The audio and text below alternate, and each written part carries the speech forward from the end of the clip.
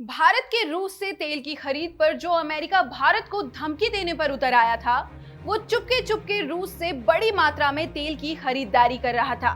रूसी अधिकारी ने जब उसकी पोल खोल दी तो अब अमेरिका को सफाई देते नहीं बन रहा।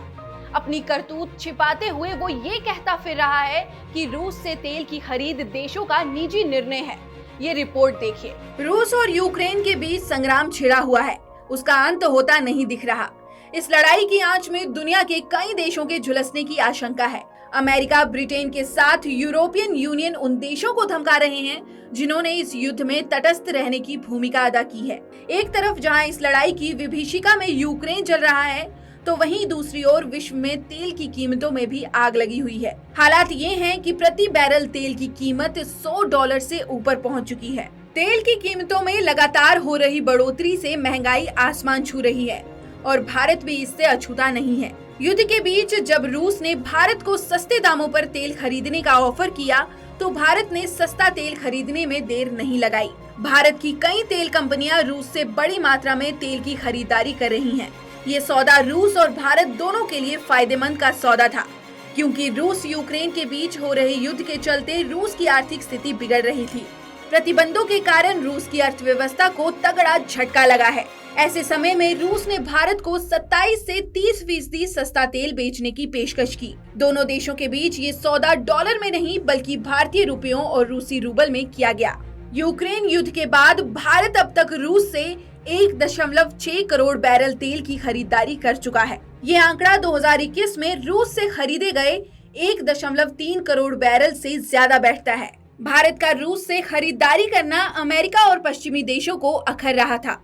अमेरिका ने तो अपने उप राष्ट्रीय सुरक्षा सलाहकार दिलीप सिंह को भारत भेजा।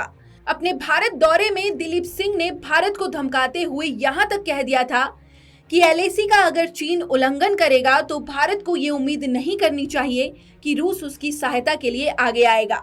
हालांकि भारत की ओर से कड़ी प्रतिक्रिया देते हुए केंद्रीय वित्त मंत्री निर्मला सीतारमण ने अमेरिका की बोलती बंद कर दी थी। अमेरिका की तरह ही ब्रिटेन के साथ भी भारत के इस मसले पर मतभेद खुलकर सामने आए। भारत दौरे पर आई ब्रिटेन की विदेश मंत्री ने रूस से तेल की खरीदारी पर जब भारत को ज्ञान देने की कोशिश की, तो भारतीय विदेश मंत्री एस जयशंकर के तर्कों के आगे उनको जैसे सांप सूंघ गया। विदेश मंत्री एस जयशंकर ने कहा कि रूस से कच्चे तेल और गैस की ज्यादातर खरीद यूरोपीय देश करते हैं। युद्ध शुरू होने के बाद यूरोपीय देशों ने रूस से 15% ज्यादा तेल की खरीदारी की। भारत अपने गैस और तेल की खरीदारी मध्य पूर्व के देशों से करता है।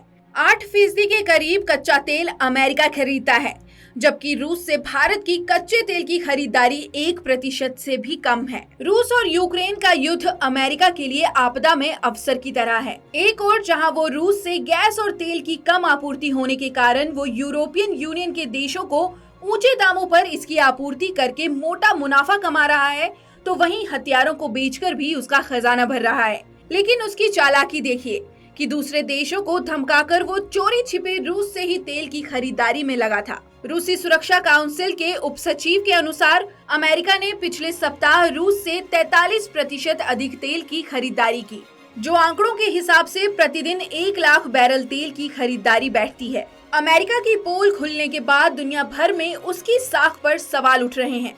अमेरिका के साथ ही जर्मनी, चीन, हंगरी, बुल्गारिया, नीदरलैंड समेत कई देश रूस से कच्चे तेल की खरीदारी कर रहे हैं, जो उनके दोहरे चरित्र को दर्शाता है। हालांकि भारत ने कभी इन धमकियों की परवाह नहीं की और न ही इन देशों के दबाव के आगे झुका। भारत पहले भी स्पष्ट कर चुका है कि उसके लिए राष्ट्रहित सर्वोपरि है और इससे वो किसी भी कीमत पर समझौता नहीं कर सकता।